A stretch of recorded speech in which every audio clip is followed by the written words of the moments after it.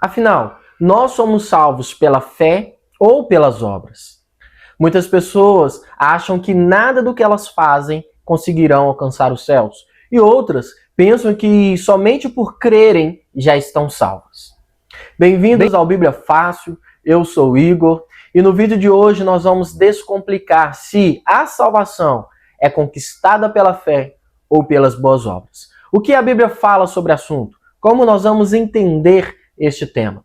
Fique comigo até o final do vídeo e vamos juntos descomplicar a Bíblia. Existem dois textos na Bíblia que parecem ser contraditórios uns com os outros. O primeiro é em Efésios capítulo 2:8, que diz o seguinte: porque pela graça vocês são salvos mediante a fé. E isso não vem de vocês, é dom de Deus, não de obras, para que ninguém se glorie. Então veja bem, Paulo ele aborda o assunto dizendo, não é pela obra, para que não haja glória no ser humano. É mediante a graça de Deus, é através da graça de Deus, é mediante a fé em Jesus Cristo. Lá em Tiago, capítulo 2, versículo 17, o apóstolo vai dizer a seguinte frase: mas, assim também, a fé, se não tiver obras, por si só está morta. Então, esses dois textos, eles tratam acerca da salvação. Mas eles nos dão a entender que são contraditórios em si. Vamos abordar o assunto, vamos utilizar do material que eu trouxe aqui, para que possamos compreender este tema e não termos conclusões precipitadas acerca deste assunto, pegando apenas dois textos isolados. Vamos dar sequência. O que Paulo ensina sobre as obras e a fé? Veja bem, Efésios capítulo 2, 8 ao 9, como nós já lemos, Paulo ele exclui qualquer tentativa humana de conquistar a salvação. Ele faz com que a gente entenda que não tem como colocarmos Deus em uma posição de dívida conosco. Deus não utiliza das nossas obras em forma de barganha para entregar alguma coisa para nós. Em Romanos, capítulo 3, 28, Paulo também vai tratar do assunto e ele vai dizer a seguinte frase: concluímos, pois, que o homem é justificado pela fé, independente das obras da lei. Então aqui Paulo ele está falando especificamente das obras da lei, que era a circuncisão, os ritos, as festas e os méritos religiosos. Paulo está demonstrando o legalismo judaico, algo que Jesus veio para tratar, algo que Jesus veio para combater aqui em seu ministério. Outra passagem que podemos utilizar do apóstolo Paulo é Romanos capítulo 4, versículo 3, onde ele vai dizer: Abraão creu em Deus, e isso lhe foi imputado por justiça. A fé, ela precede qualquer ação. Abraão não fez obras para ser aceito, muito pelo contrário. Abraão primeiro foi chamado por Deus, aceito por Deus, e então Abraão começou a manifestar obras, e então ele decidiu obedecer. Porém, Paulo ele não descarta as obras. Paulo não exclui a importância das obras na vida do crente. Veja bem, Efésios capítulo 2, versículo 10. Porque somos feituras dele, criados em Cristo Jesus para as boas obras, as quais Deus preparou de antemão para que andássemos nela. Então, as obras não salvam, mas fazem parte do propósito daquele que foi salvo. Paulo não diz somos salvos pelas obras. Ele diz salvos para as boas obras. E eu gosto muito de utilizar uma frase, é que aquele que é salvo, ele manifesta boas obras. O que Tiago fala sobre a fé e sobre as obras? Vamos entender um ponto profundo do que Tiago toca. Ele não está trazendo o assunto sobre a origem da salvação, mas ele está dizendo a manifestação da fé, as evidências da fé. Em Tiago 2,17 ele vai dizer que a fé sem obras é morta. Assim também a fé, se não tiver obras, por si só está morta. Tiago não está dizendo que as obras salvam, ele está dizendo que uma fé verdadeira é viva e ativa. Uma fé verdadeira é manifestada, é vista aos olhos das outras pessoas e principalmente aos olhos de Deus. Crer não é suficiente por si só. Ele continua no versículo 19 dizendo: crês tu que Deus é um só? Fazes bem. Até os demônios creem e estremecem. Mas eles não têm transformação de vida, eles não manifestam boas obras para a comunidade. Aqui, Tiago destrói qualquer ideia da fé meramente intelectual. Crença em transformação é totalmente diferente de fé salvadora. São coisas que não estão ligadas uma na outra. Então, Tiago continua no versículo 21. E ele olha Abraão como exemplo. E veja bem, não foi Abraão, nosso pai, justificado pelas obras, quando ofereceu seu filho Isaque sobre o altar? Paulo fala de Gênesis 15. Abraão creu, foi chamado, sai para fora. Porém, Tiago está trazendo o assunto lá em Gênesis 22. Abraão obedece, que é quando Deus pede o filho dele, o Isaque, para ser entregue ali como sacrifício para o Senhor, lá no monte e tal.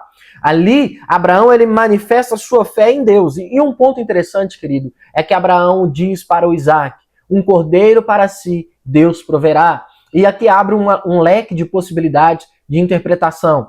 Abraão cria que Deus de fato não queria Isaque morto. Abraão creu que, independente de todas as coisas, ainda que ele tivesse que realmente sacrificar Isaque, Deus ressuscitaria o menino, porque não tem lógica Deus entregar a criança para ele como uma promessa, como pai de multidões, e logo depois matar a criança. Então aqui nós temos uma variedade de interpretações acerca daquilo que Abraão creu. Mas fato é, Abraão teve fé, e pela sua fé ele obedeceu. Ele manifesta a sua boa obra. Fé primeiro, obras depois, e a obra confirma a fé. A conclusão de Tiago. Tiago 2:26, ele vai dizer: porque assim como o corpo sem espírito está morto, assim também a fé sem obras é morta. Obras não geram vida. Obras revelam a vida. Como podemos então compreender o assunto? Paulo ele vai combater aqueles que tentam ser salvos apenas pelas obras. E Tiago, por outro lado, combate quem diz que é salvo, mas não vive como salvo. Ou ainda, Paulo fala da raiz da salvação, enquanto Tiago fala do fruto da salvação. Nós não somos salvos pelas obras, mas quem é salvo não permanece sem obras. O que nós precisamos entender é que as obras fazem parte do cotidiano do cristão.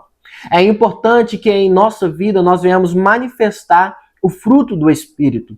É importante que em nossa maneira de viver, de falar e de andar, nós venhamos manifestar a gratidão por aquele que um dia morreu numa cruz para salvar a mim e a você.